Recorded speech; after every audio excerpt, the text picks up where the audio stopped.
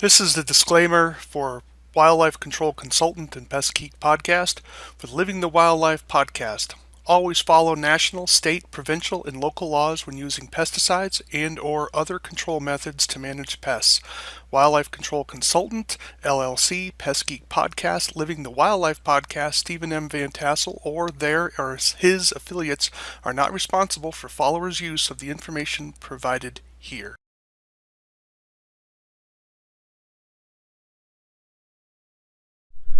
Stephen Vantassel here, Wildlife Control Consultant. I just recently had some Xcluder garage door seals installed on my garage. Yeah, I had to hire it out because my garage doors, of course, had to be a little unusual, and the label said on my garage door, not Xcluder, that you needed to probably be careful because things were under tension and I didn't have enough experience to deal with that, so I didn't want to get whacked in the head, so I had them professionally installed. And so I'm a big fan of Xcluder products, but I wanted to sort of reach out to people that are looking to use Xcluder products, especially for garage doors, because garage doors are a constant pain in the butt for excluding rodents.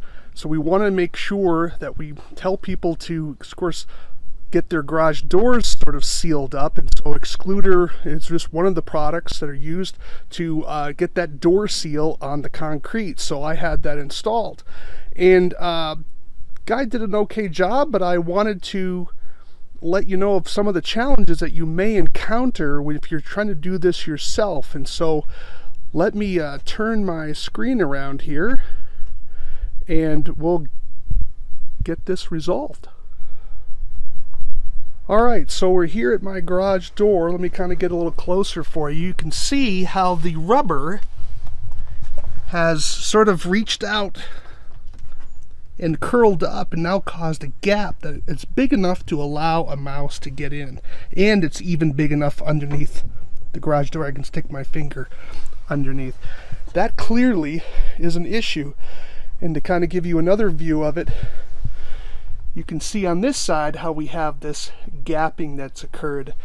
So I don't know the complete solution for that, but it has been a problem. And by the way, for this particular garage door, this wasn't a big issue initially. The actual bigger issue was on, this is my garage door for my vehicle, and you can see how we have a gap here as well, and of course a gap underneath as well. Finger in, finger in. That shouldn't be like that.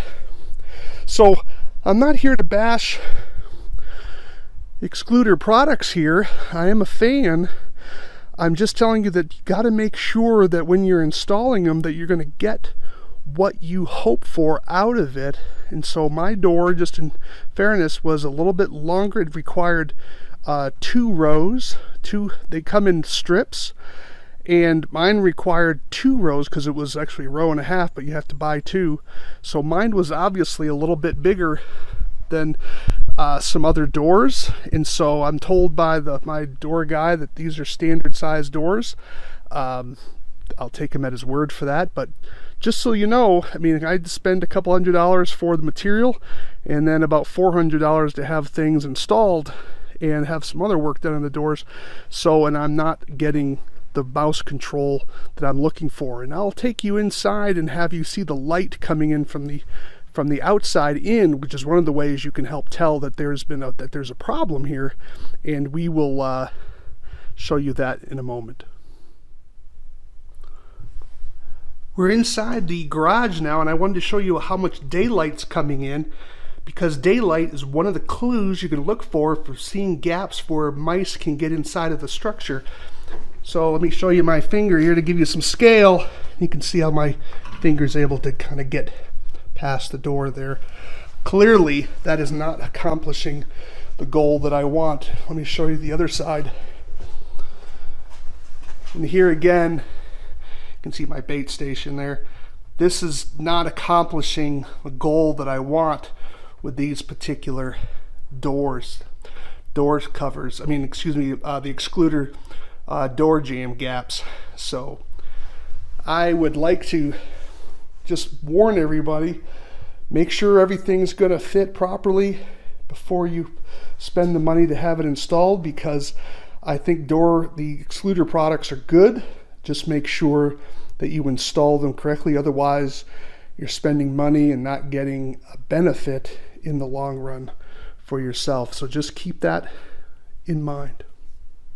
I'm Stephen Vantassel, Wildlife Control Consultant. Do subscribe to my channel, check out my website, and subscribe to my blog, wildlifecontrolconsultant.com. If you need to reach out to me, wildlife control consultant at gmail.com. Love to hear from you. Till next time, be safe.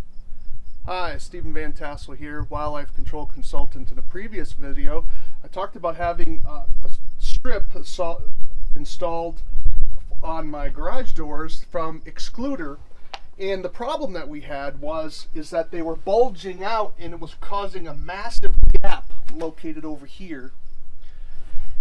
And we've now, if you compare the earlier video with what you see now, you can see that there's been a substantial reduction in that gap. And it's because one of the commenters talked about putting a screw in the bottom of the stripping, and so I finally got a chance to try it out, and lo and behold, it worked. Now there's still a little bit of a gap, as you can see. I get my finger in there, but part of that's because because this has been kind of bowed out over time, because it went through the whole winter.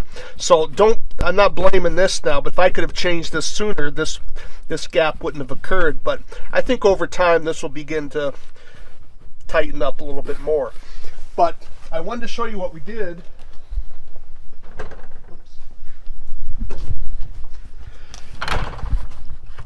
We put a screw. I used a screw right up here. Let me get a pointer. I used a self-tapping screw.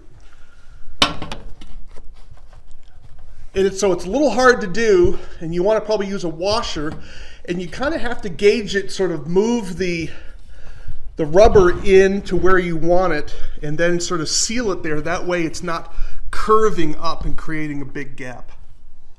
So it worked, and now we're going to close the garage door and show you how much darker it is, so we have a comparison. And if you can look over here, you can see how much less light is coming in now than if you saw before. So it's been a substantial improvement, so I wanted to give a shout out to the individual for that particular tip on making a little modification to that little weather stripping in the bottom of our garage door, because otherwise I was quite disappointed with it. So make sure you're ready if you find it sort of curving up, so you have your flat portion here. Sometimes if there's too much rubber, it'll curve up and create a gap between the door jamb. And so you basically just put a screw in the rubber to keep it from curling up for you.